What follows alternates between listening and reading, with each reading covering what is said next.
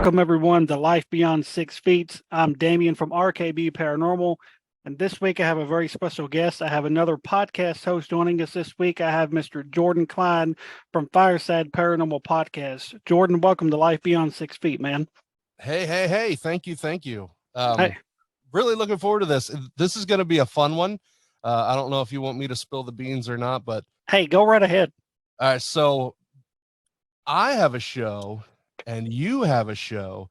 So the cool thing with this is we're interviewing each other at the same time. Right. For our shows. There you go. It's going to be something. This could either be really, really good or really, really bad. We'll see how it rolls. I think it'd be all right. Like I said, most of my shows, I don't have anything prepared anyway. I just kind of wing it. So that's how we're going to do this. Sounds perfect. All right, man. Well, I want to go ahead and jump right in. So how did you kind of get started down this path of podcasting about the paranormal? Oh, man. So you want like the long story, or you want me to keep it short? Hey, you can give me whatever version you feel necessary, buddy. All right, I'll try to keep it. Excuse me. I'll try to keep it under 20 minutes. No. So I had a cousin. Well, I still have a cousin. His name's Nick, and he was in college at the time. He was doing a class on tourism, right? And I guess they were pulling topics out of the hat, and his just happened to be paranormal tourism. Okay. Right. So he's like, all right, well, let's figure out what we can do, and finds a ghost hunting 101 class at the West Virginia State Penitentiary. Oh, wow.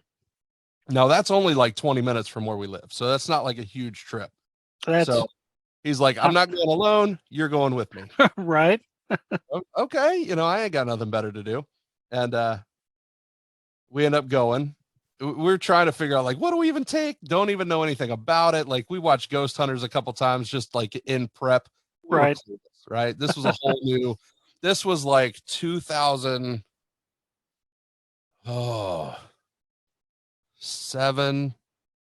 somewhere between 2006, 2008, somewhere around that time. Okay. Right. I even want to say 2006. And, it wasn't really big at the time. This was all pretty fresh. Like, podcasting wasn't even a thing there. So we started doing investigations, or we did that investigation. We got hooked, right? Just like right off the bat. Like we were glued. Like, we got a EVP like right away. Right. Like, this is amazing. So we end up starting a group, right, called the Wheeling Society of Paranormal Research, right? WSPR. And then there was a local radio station that, how do I want to say, like, as we got like really cool evidence that we didn't know or we couldn't explain away, like, they would always have us on the show. It's some show during the day. There was like 2 or 3 of them that always had us on, and we would give, the evidence to talk about it. Well, the general manager's like, man, do you know anybody that would want to do like a paranormal show? We're like, we'll do it. Right.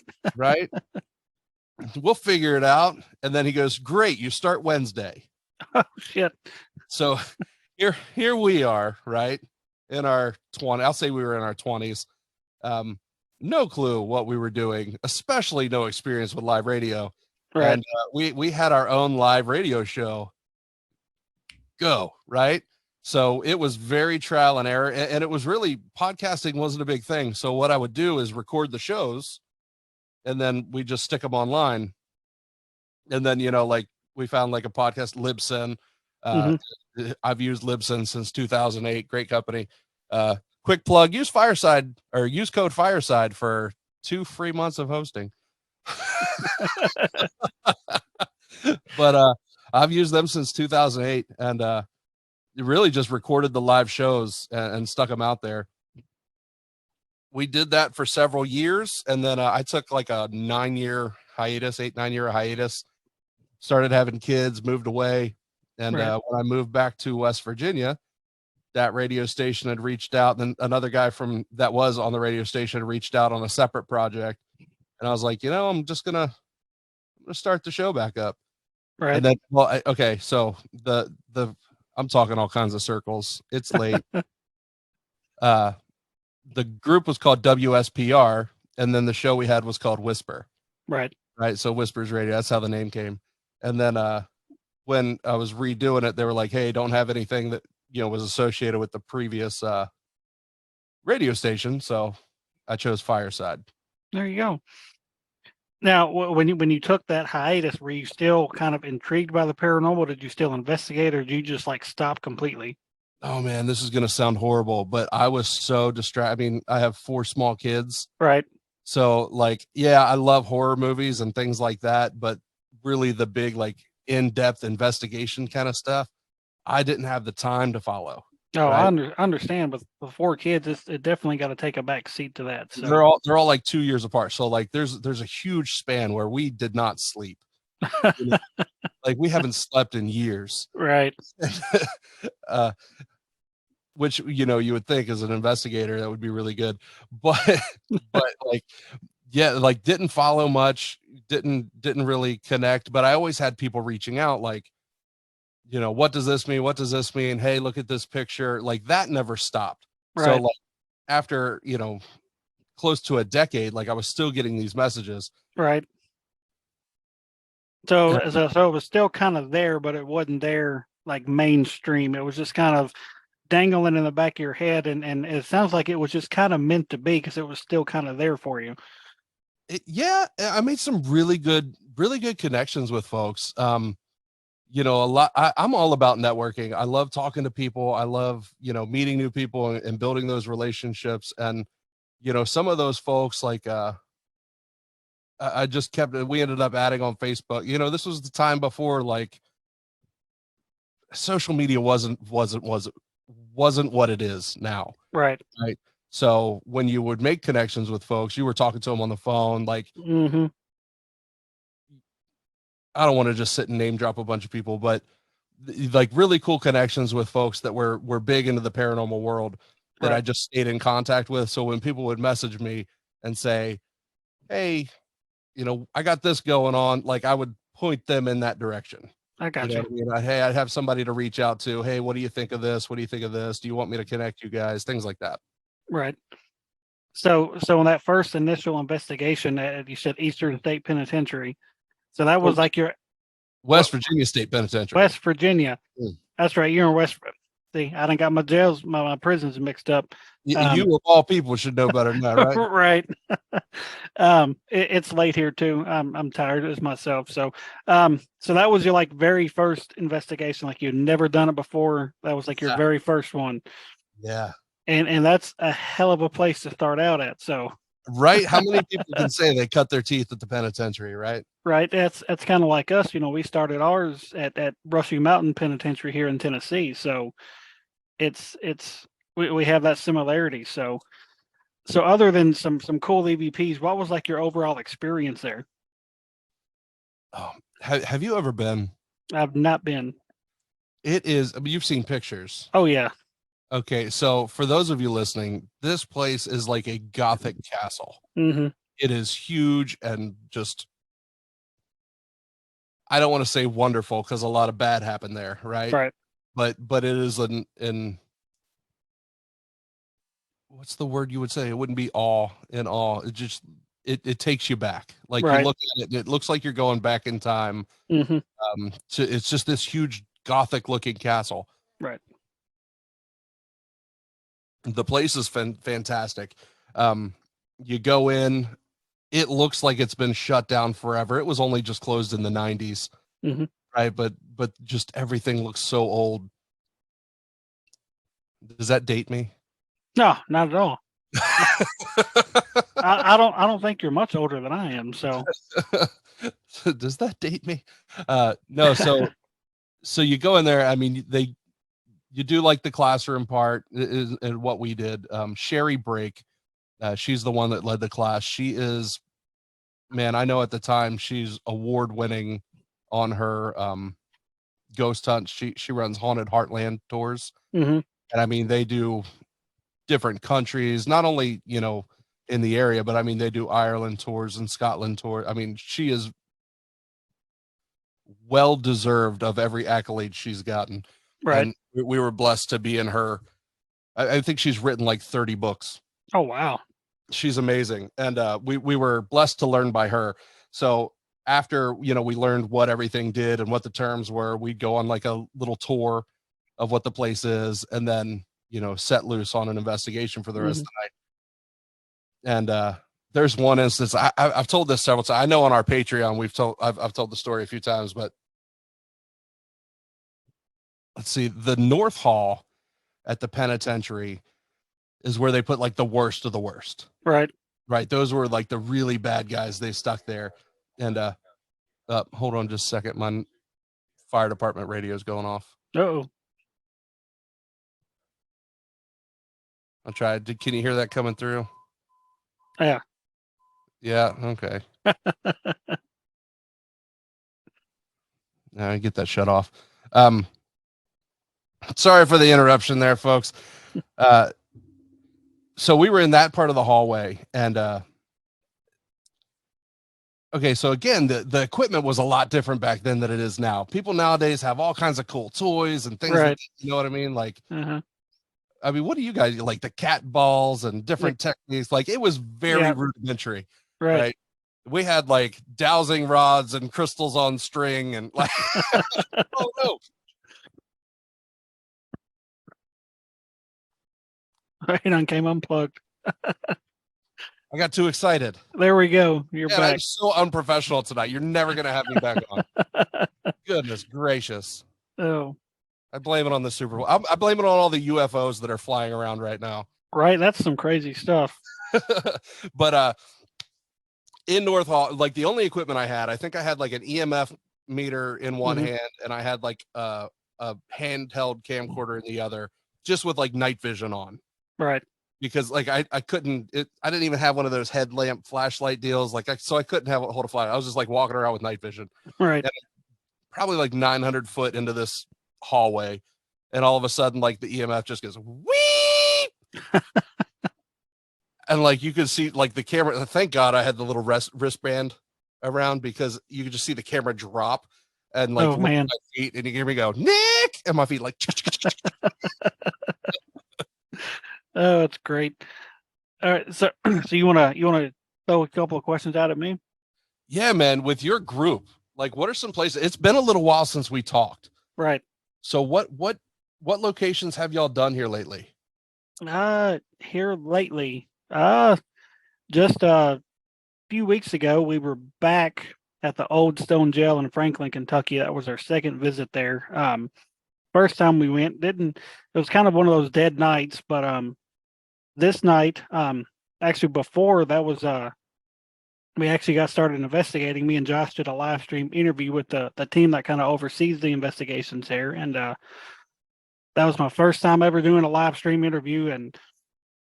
And while we were doing it, my wife and the other ladies that were with us as part of the team, they were upstairs in the cells, kind of pre-investigating while we were, interviewing and stuff. And probably about 10 minutes into the interview, you hear one of the girls kind of scream.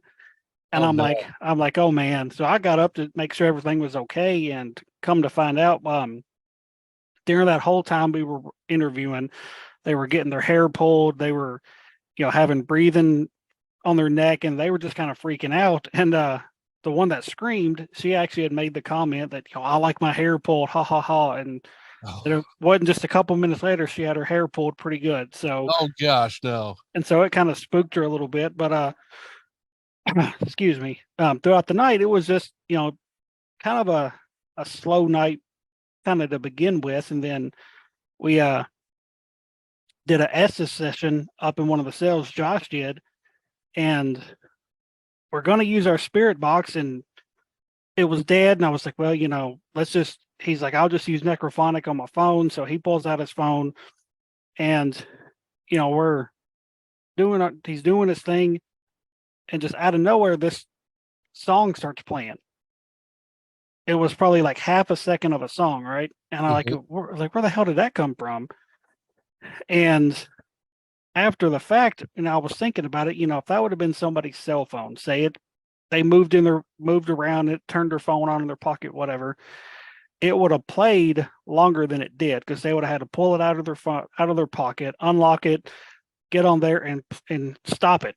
This So it literally wasn't from the app. It wasn't from the app that you were using. was not from the app, was not from any of our cell phones. It's like I said, it would have played for at least a good 6, 7 seconds. Oh, It played maybe half a second.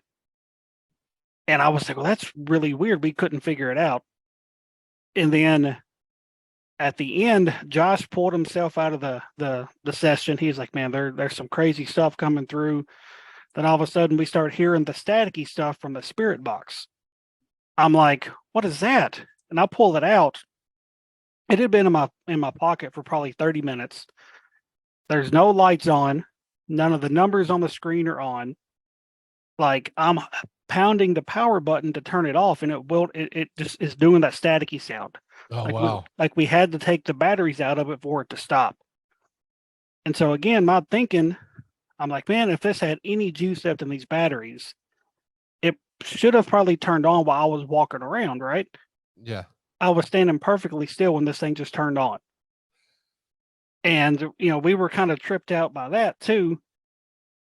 And so to end the night, I was doing an Estes session in that same cell, using the necrophonic on my phone. And that right at the very end, it just got completely quiet. Like nothing was coming through, no voices, no static, no kind of noise.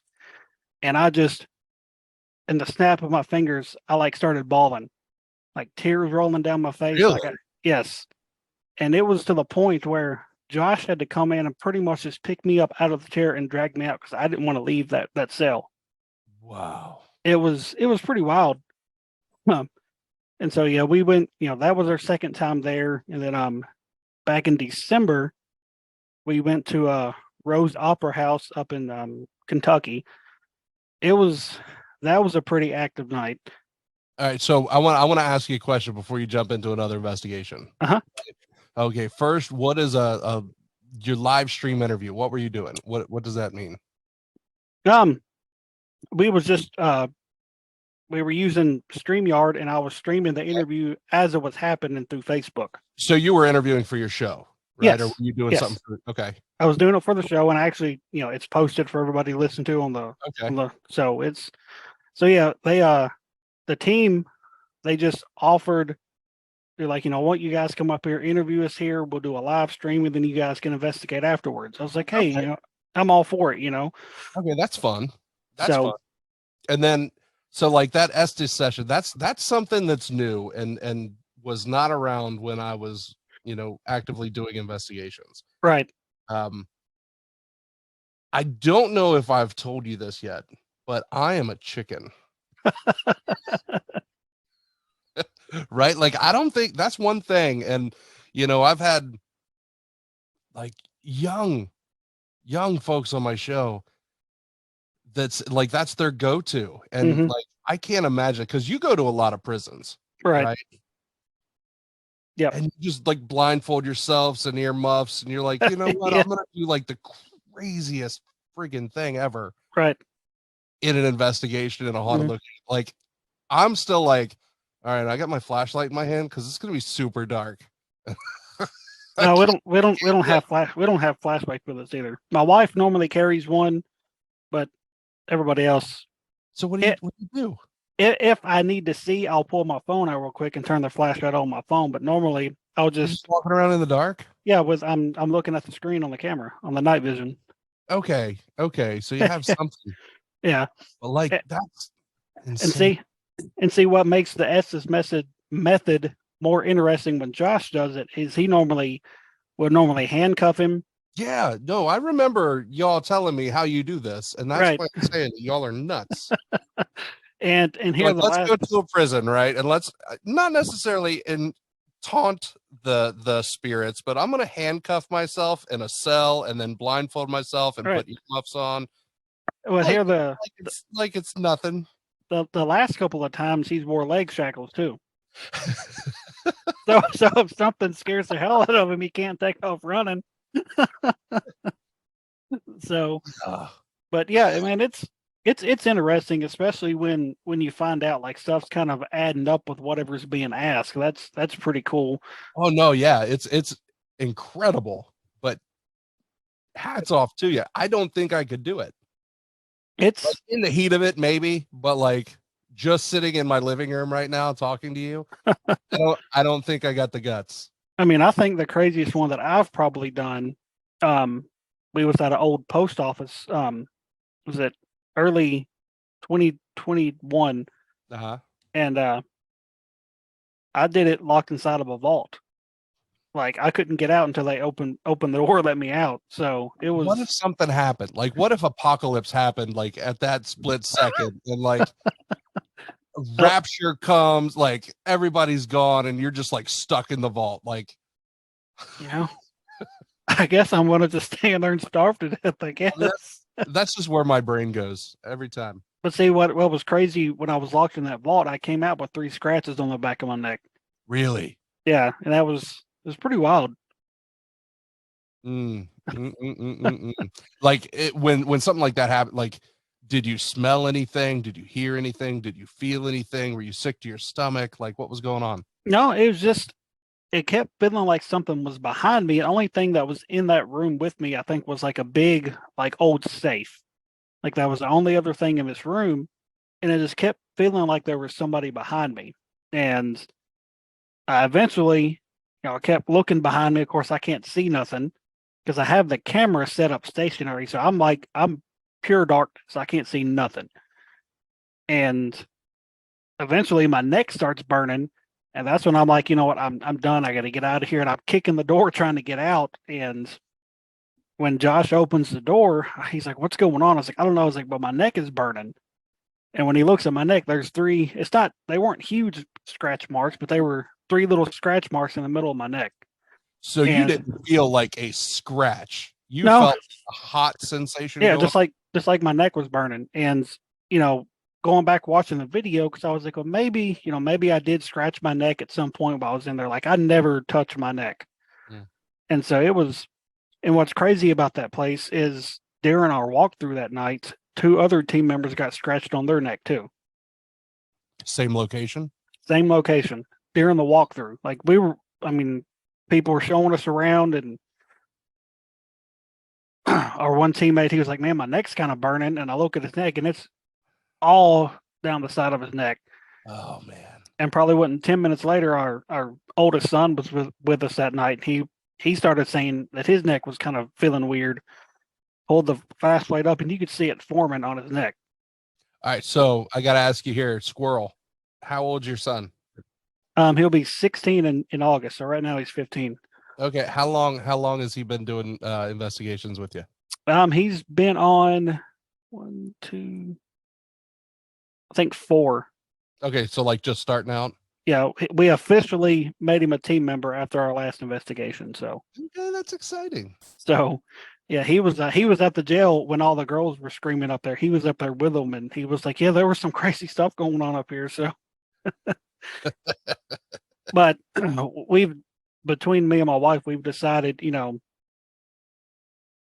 we're not going to take him to a place that's known for like bad stuff happening, or like we're not going to take him somewhere bad. Yeah. So, I mean, of course, crazy bad stuff can happen pretty much anywhere, but if we know there's like bad shit going on somewhere, we're not going to take him. So we don't want to subject him to that. So Okay. So with all the stuff that you guys do, and I got to ask you this, what scares you? Right? Because obviously blindfolded in the middle of a prison, shackled up, does not. But like, what is it that gets to you? Because everybody's got that fear. Because I know I'm on all kinds of hate lists right now because I said that uh, that I'm a chicken. I'm on a list now, but I know like everybody's afraid of something. um honestly, at most locations, I get spooked by something non-paranormal. Just Um, this spider.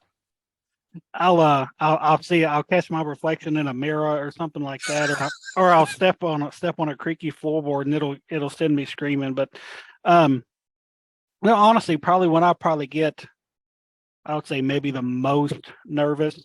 I wouldn't necessarily say scared, Mhm. but it's kind of when I'm just walking alone in the dark. Really? Because you don't really know what's fixing to happen. You don't know what's around that corner. You ain't got a So flashlight. no, like I said, only time I really use a flashlight is if there's a lot of stuff around and I don't want to trip over something. So normally I'm just walking in the dark looking at that little LED screen. Mm. All right. So, uh, you've done a big prison. Where's some other locations you've investigated? Now, see, when we were doing it, like, it was more residential Okay. is what we handled. Um, our whole goal, we kind of treated it like I'm a church boy. We treated it like a ministry. Right. We knew people were afraid to be in their homes. We wanted to try to find out a way to help them. Mm-hmm. Right. And Ghostbusters, goodness gracious. Hey, that's my favorite movie, man. It's everybody's favorite movie in this field. Ghost Hunters was the only like real show, going on at the time, Mm-hmm. that everybody was following. So their whole thing was like debunking the crazy, Right. to keep some people to peace. So that's kind of the method we took with it. And we did, for big places, we did the prison several times, and we did a local college. Mm-hmm. But mainly it was all residential that we Okay. handled. Um, So, I'm so sure what's so what's some of like the craziest stuff you experienced in these homes? there was one, and it is a house that's on a historic registry here, and it's set up like a museum now. So I guess that would be a location. It was a private person that reached Mm-hmm. out to us, so it wasn't really like a pay to play kind of place. Right. But it's set up like a museum, and it was probably hands down the most active place we'd ever been. Um, so much, in fact, we actually had a member leave that night, just like he had all this equipment that like he had spent, again, at that time it was high tech stuff. Oh man. Just different from what it is now, but he had a lot of equipment that he just like handed it over, said I can't, and left. Oh man. Like, just stopped talking to all of us. Like, it scared him. It legit scared him. Oh um man. I worked with the guy, so he didn't like stop talking to me, but Right. it scared him. This place had like the disembodied voices. Mm-hmm.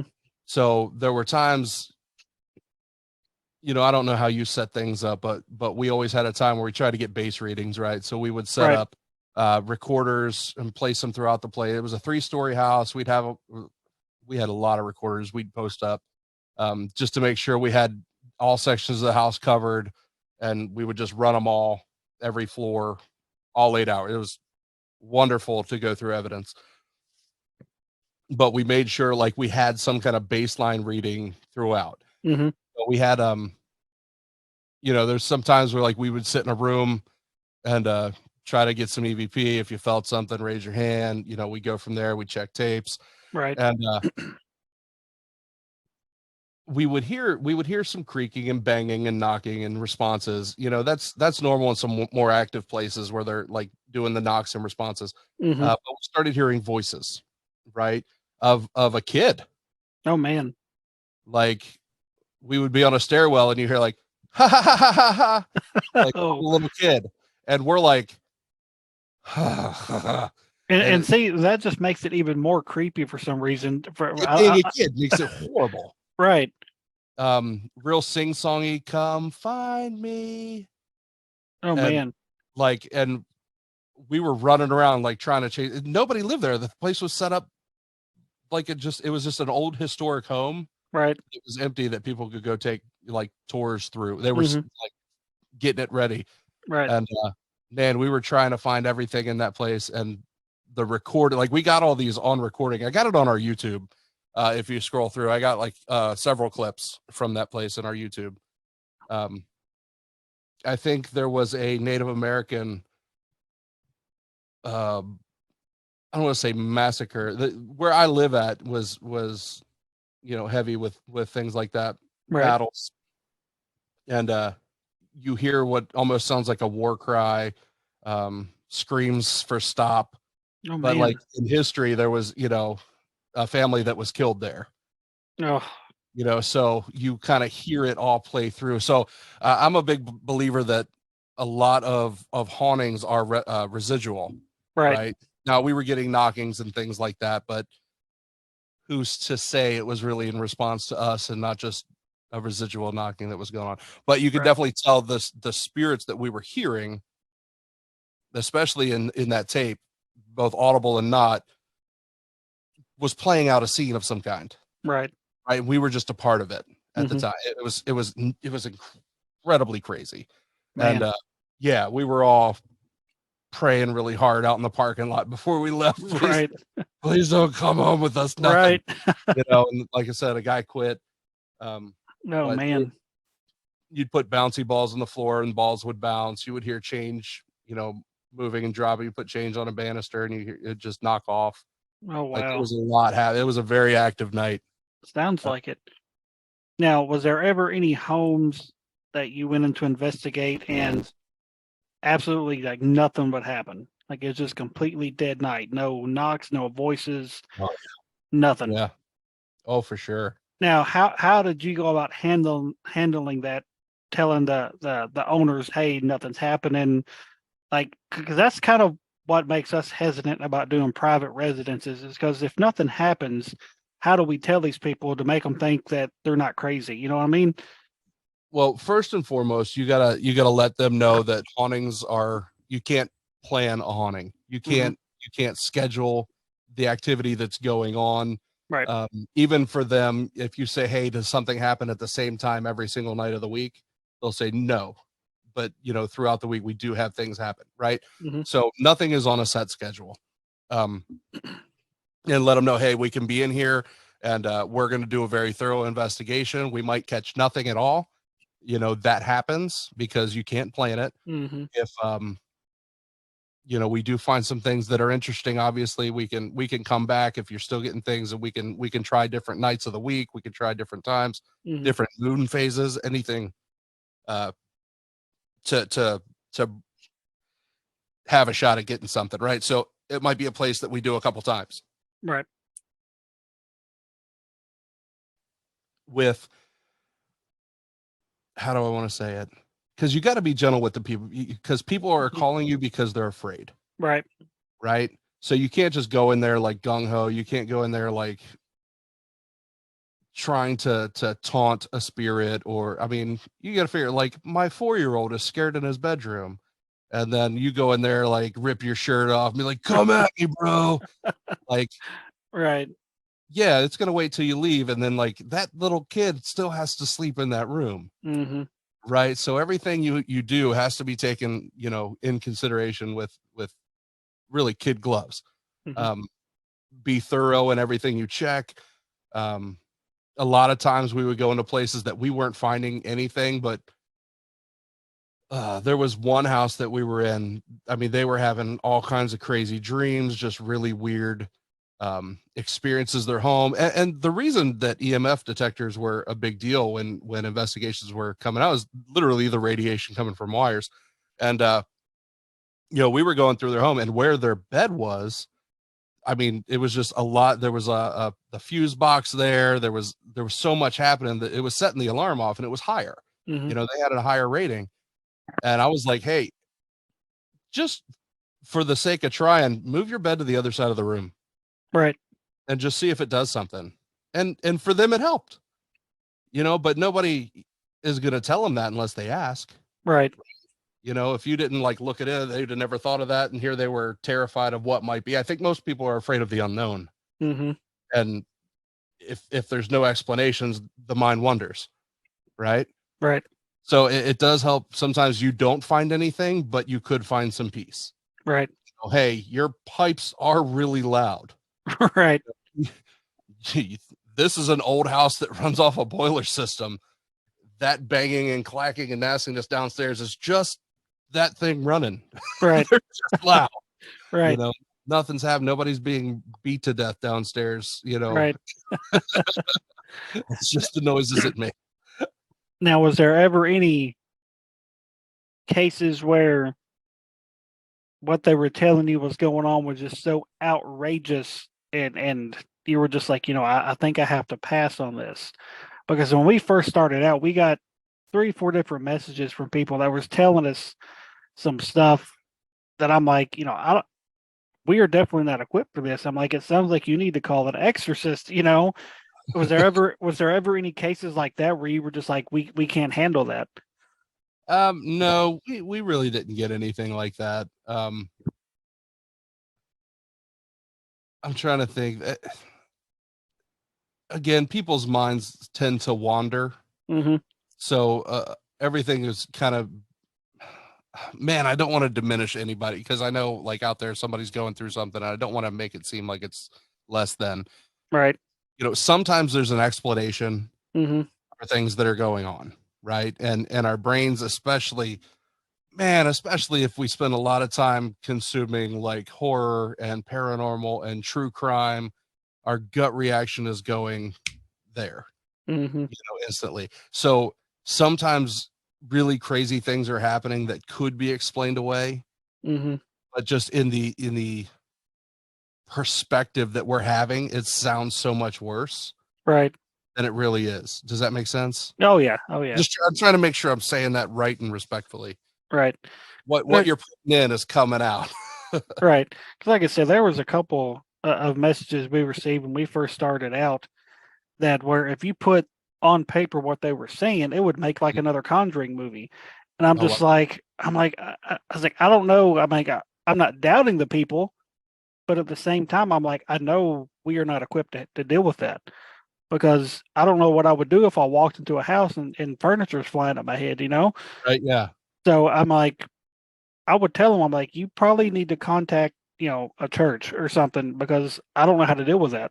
Now there was, we did, like I said, because I treated it like a ministry. So Hmm. I did have a few clergy in my, I don't want to say in my pocket, but close, that knew what I was doing, and Hmm. if something was happening, like we could bless your home, do things like that.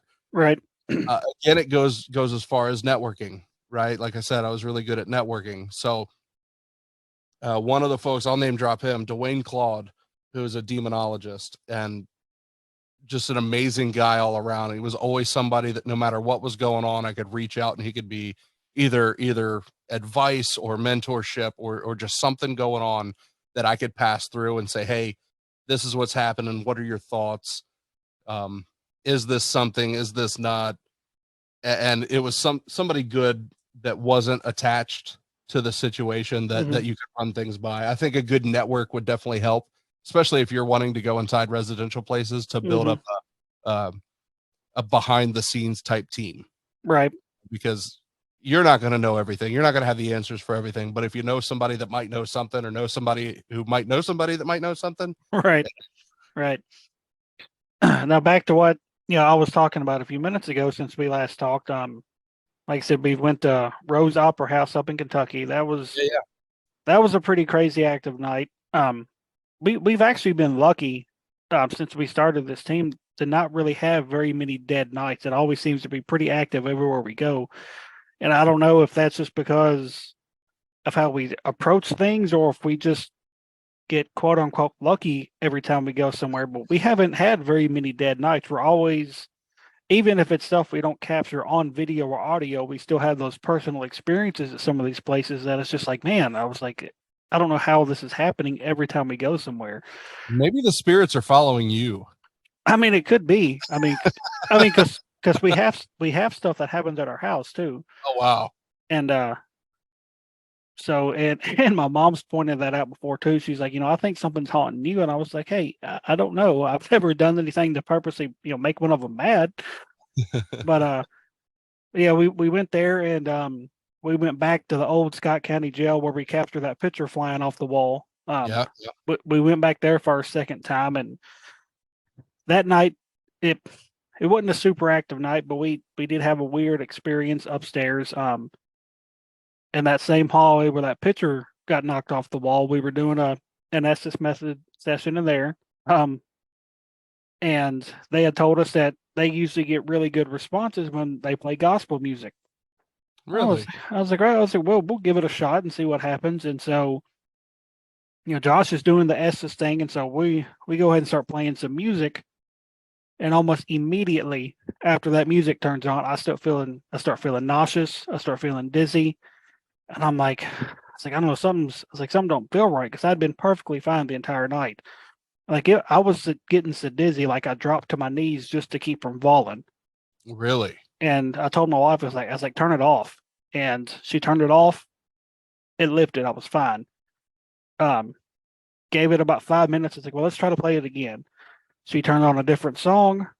Same thing. Started getting dizzy. Started feeling nauseous.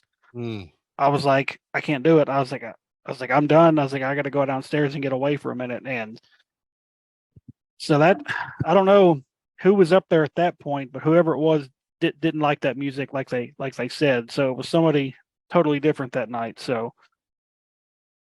and yeah, since we last talked we attended our first paranormal convention. How'd that go? It was really fun. It was the first one that we know of that's been held here in Middle Tennessee. Some of our friends put it together, and I don't remember how much money they said they raised, but I think they said they raised about $6,000 or $7,000, which is really Wow. good. And What was it called? it was called Phantom Paws and Historic Calls. Okay. Yep. Um, Okay. they donated half of the money to a senior dog sanctuary, and they donated the other half to a historic haunted location here in Tennessee. And I gotta say, we had way more people coming up just chatting with us than I was expecting. I was expecting a few here and there, but like we was having people come up and just stand there for 20 minutes, just telling us all this stuff they have happened and what's got them interested. And I'm just like, this is going over way better than I expected. So, so that was pretty fun. And we, Well, I'll tell you what I do, and because you podcast as well, you might like doing it. I bring my equipment to record, and then I have people actually share their story. So I start my show off with somebody's personal story. yeah, I I've love listened. going to conventions, Yeah, and so I get people come over and tell me stories. I'm like, well, have a seat, let's talk about it. You'll be on the show. right. Yeah, people And come up all the time. Yeah, I mean, I know the same people are going to do another convention this year, and they've been reached out to us to see if we want to attend again. And one of the guys, he's a host of a podcast too. Eric Freeman Sims. Mhm. He does the Unseen Paranormal Podcast, and Very cool. he uh he was like, well, how about if you attend this year? He's like, you can have one table set up for your team and another table set up for the podcast, and just kind of promote both of them. I was like, yeah, I was like, that's a pretty good idea. So we did that, and we went to another jail back in the summer.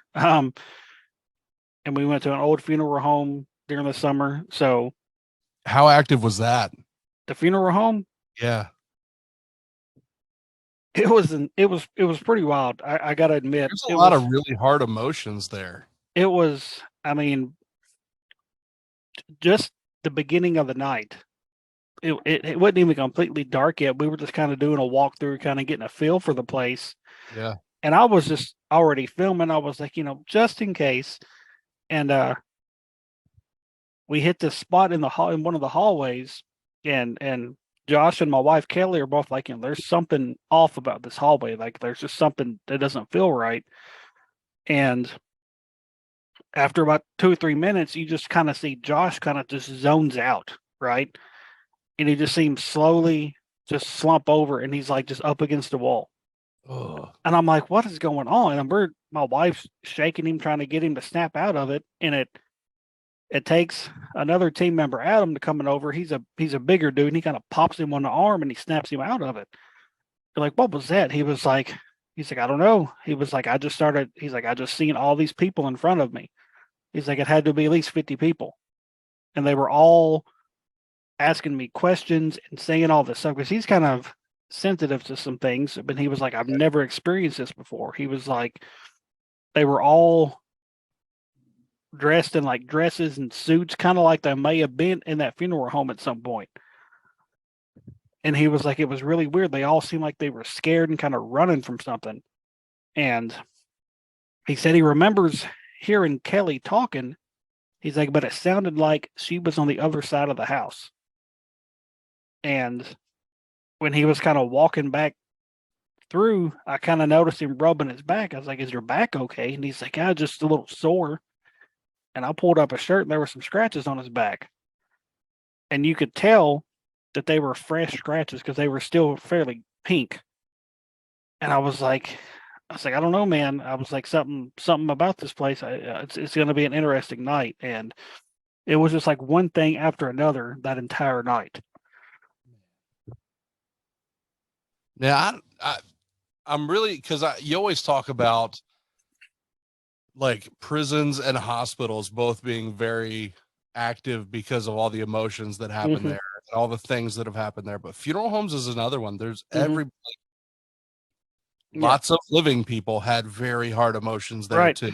And it's like, even though nobody actually died there, it housed, so many people that had passed away that, Yeah, and fresh. right. And, like you said, all the different emotions that would come through that building from people being upset and everything else. It's just, it was an active night for us. So, I noticed you were on the cover of a magazine here recently. Yeah. How did that come about? Well, I don't know if you record video and I do. post it as well, I do. but I am really attractive.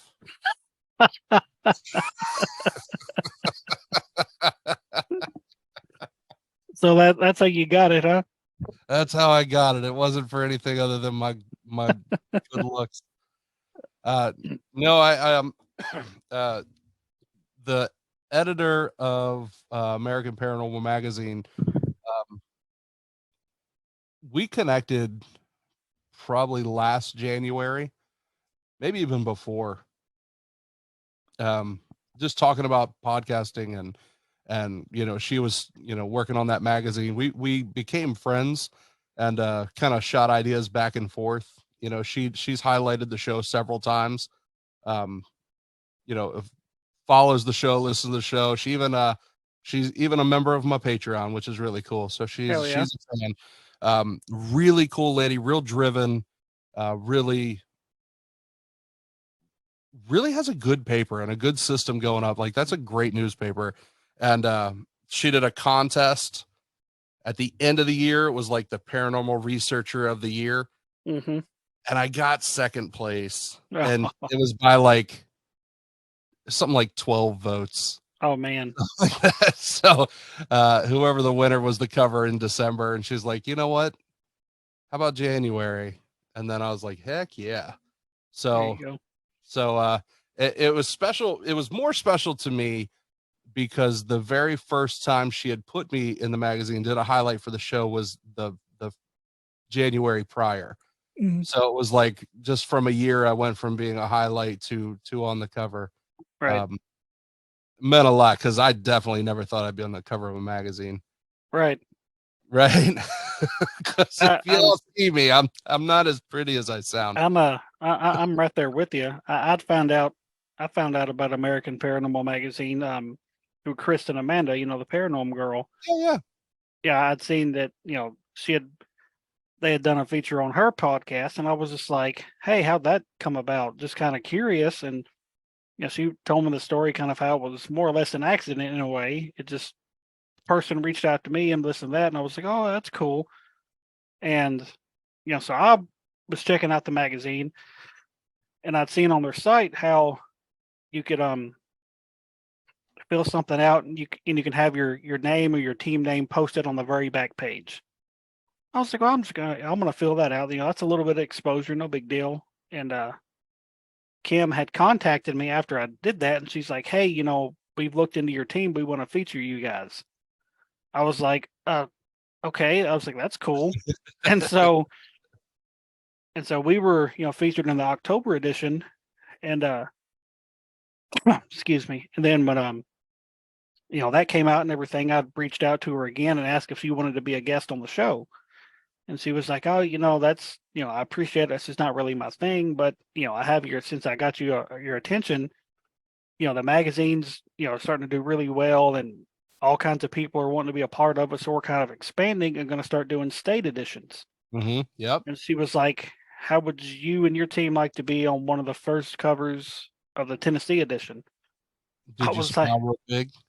I did. I was like, holy shit. I was like, that's crazy. And I was like, absolutely. And she's like, well, it's not going to be until the beginning of the year, this and that. And so that magazine just came out, actually probably about a month ago. And I designed the cover of it.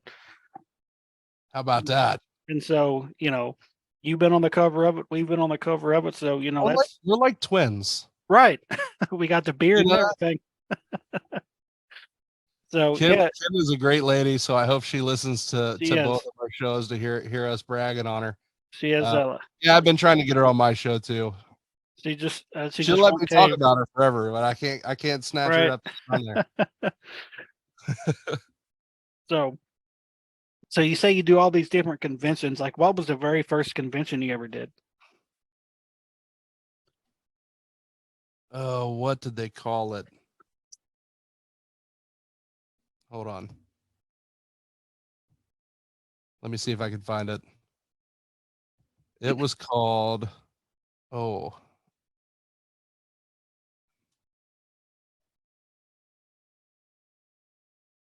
it was like Misfits and Metaphysicals convention.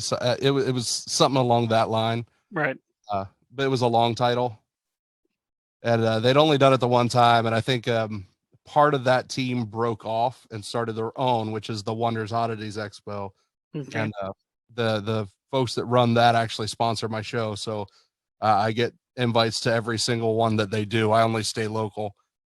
I've been out to like Pittsburgh right one time with them, but I try to stay local just because with kids and work and stuff like that, it's tough to travel to some of these. I mean, they go all the way Pensacola, Florida. They're all over with what they do.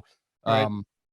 They do tattoo conventions. They got a tattoo convention coming up here, I believe in March at the penitentiary, where they're not only have like vendors, tattoo artists, they're doing like a dark carnival kind of theme to it. Like, it's going to be amazing. Oh, wow. So they go all out. They put on a really good show. They're great people. So all around, like, I love working with them. But they, like I said, they broke off from that original show that I had done. Right. I just followed with them. They, I think it's like once a quarter. I've been doing one about every quarter with them. And then I do, there is one in my brain. I wish my brain would work some days, man. It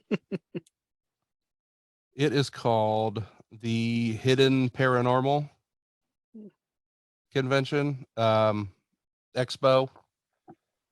That is in Ohio. Okay. It's usually run by a team that does a lot of stuff at like Blennerhassett Island. Mm-hmm. And then the penitentiary does one itself called Paracon. I like to do that one. It's really cool, especially like as a podcaster, because you meet so many different groups and things that I like hearing people's stories. I love the one-on-one contact with folks. Mm-hmm. Especially now that I've been in the circuit for like a year and a half, probably, that, a lot of listeners come up and, share stories and, some repeat folks. Just that face-to-face is really good. But then you got all these groups that come through, and then you get to like talk with them and network with them and highlight them on the show as well. And then there's some, I don't want to say like higher named people, but like folks that have been on like TV and things like that, that you can start networking with. Right. That really opens you up, opens some doors and things like that. So, I've made, friends with some of those folks too, that have been able to do some really cool things. So the fact that I could get them on my show, I'm like, right. I got to hang out with like Kalani Ghost Hunter, who's got like 1 million some followers on social media. Right. He lives like right down the road from us. So yeah, connect with him, get on some stuff. Yeah, I've tried. I've reached out to him for a few times and he never responds back. So I couldn't imagine, like, because I know, Lord, my huge following on TikTok, which is like 7,000 something. Like, I get alerts nonstop. So I couldn't imagine what somebody who's got a million. Like Yeah. his phone's got to constantly just be like bling bling bling bling bling Right. bling. Like that would give mine gives me anxiety. Right. My wife gets on me because my phone's just on silent all the time. Right. I couldn't imagine. And, Right. and I'm definitely a nobody, so I can't imagine. Oh, well, I've got one other question for you before we wrap this up. Do you have anything else for me, man? Oh, I could think of questions all night, but what you got? All right. Any plans to go back into investigating? Full time? No. Just here and there, private But residences, big places, just anything. but yeah, I'd love to. Is it Iron City Paranormal in Pittsburgh? Yeah, I've heard of them. They invited me to do a show or an investigation with them overnight. I think it's in September. And yeah, like I plan on going. Mm-hmm. I'm sure, I don't want to wait a year. I would love to start because I used to rent the penitentiary out and host big events there. Mm-hmm. I would love to be able to do that again. Right. Now that COVID's kind of over and people aren't afraid to like go outside anymore, I'd love to get that in the works because that was always a big. It was a blast. I'm sure. Yeah. This was a lot of fun. You get 20 people that are Right. just having a blast. Like I used to bring people in and do little presentations of what they do. Like I was talking about Dwayne Claude, who's a demonologist. He came in Right. and did a whole demonologist speech and played audio from real exorcisms right before going into the penitentiary. Oh, I think wow. that really set the tone. Right. I imagine. So I would like to do that again. To form a team and have to deal with all that. Hats off to you. I don't think I got it in me right now. That's a lot of work and a lot of screening through people because people are crazy. Right. Well, I love you all out there. I love every single one of you, but well, that's why my team consists of family and friends. So I ain't gotta. So and there's some teams out there, man, that 100% are open for other people to join them and different groups that join up together and do events. Yeah. Now I'm open to working with other teams. That there is quite a few teams here locally that want to work with us. We just hadn't ever got the chance to really line anything up yet. So have you had anybody really crazy reach out to you yet to want to come on the show? Honestly, I haven't had very many people actually reach out to be on the show. I've reached out to most everybody that's been on the show. Oh, give it time. I mean, the ones that have reached Especially out, since you're a cover girl now. I mean, the ones that have reached out, I mean, they've all been fine on paper at least. So I mean, there's still some that I haven't had on yet that's reached out that have lined up. So hopefully they work out. So Oh yeah, I got a message, and this was months ago from somebody that was just, Lord, I definitely hope they're not listening. But talking about like they like to like invite the demons into their body so that they transform and all this kind of stuff. And like, I'd love to come on the show and talk about it. I'm like, I don't know if I want to talk about it. yeah, I don't know about all that now. Yeah, that's not what we're about here. Right.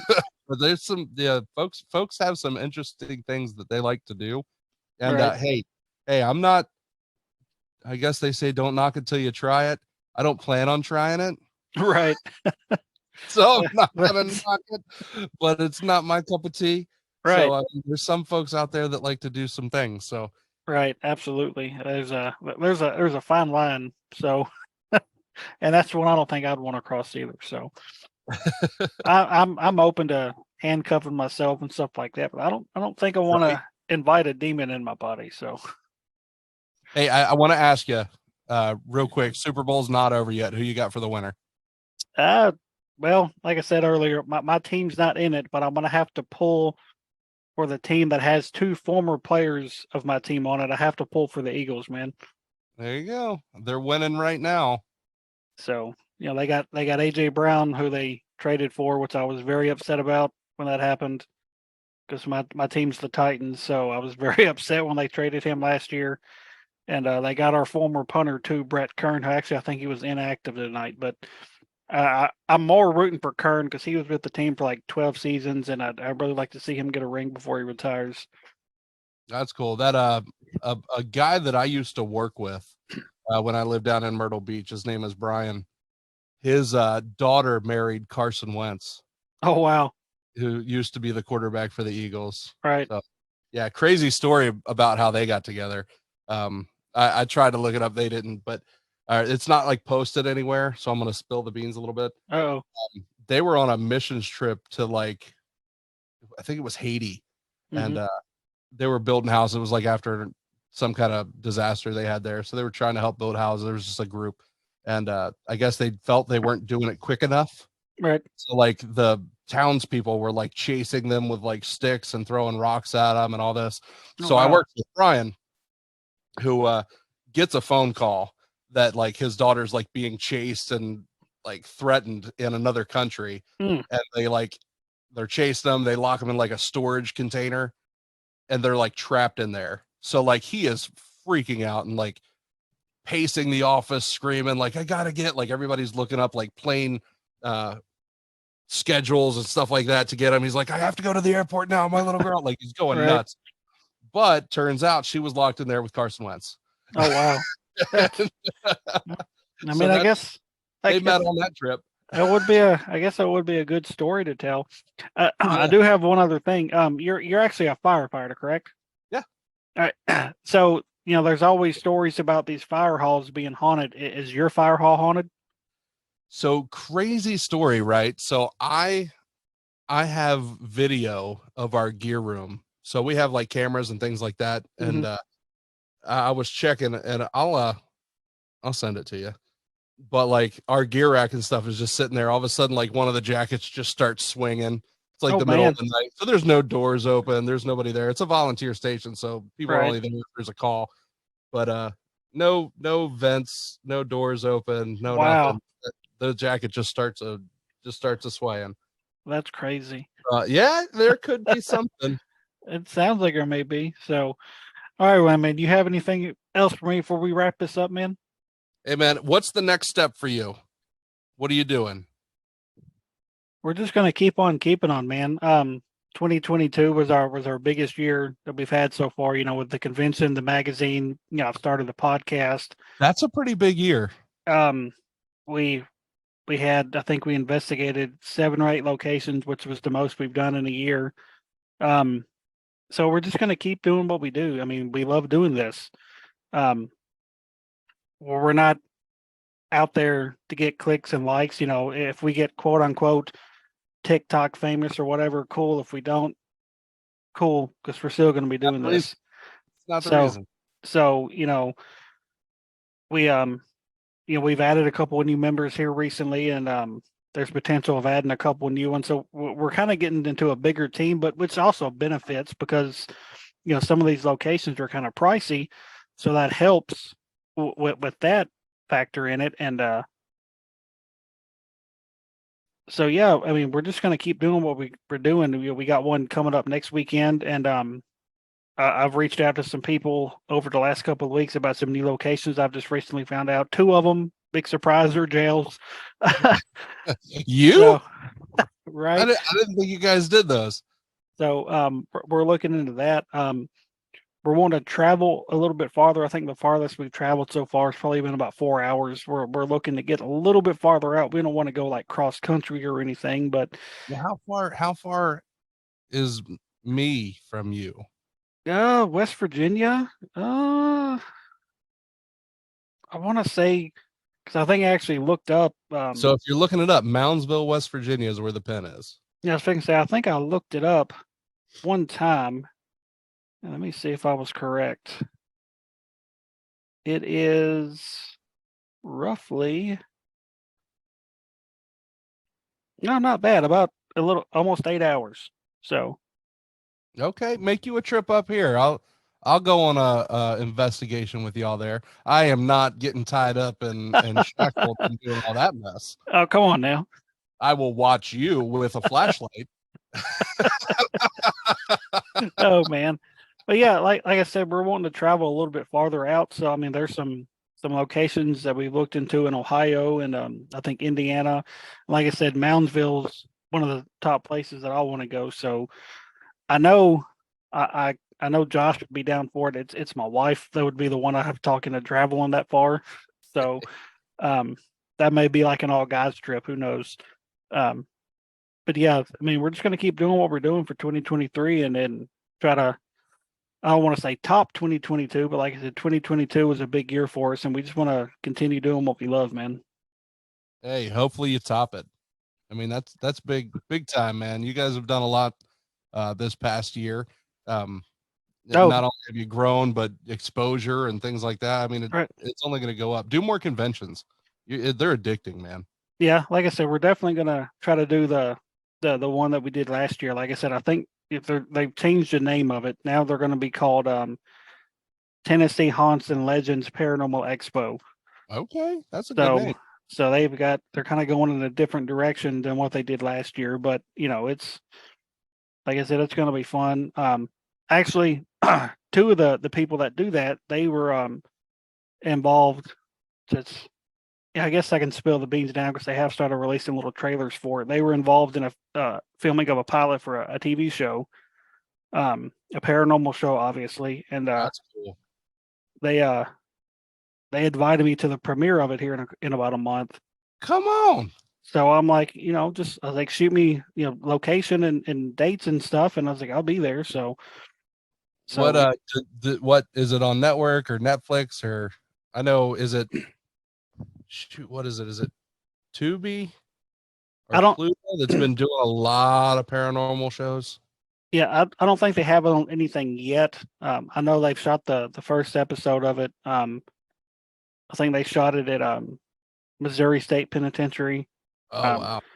so they released a little teaser trailer a few months ago, and they've been releasing little clips of each cast member. And I've actually got the cast going to be on the show here in a couple of weeks. Oh wow. So it's probably That's going to gonna be be it. like it's going to be about 9 or 10 people on. So it's going to be interesting.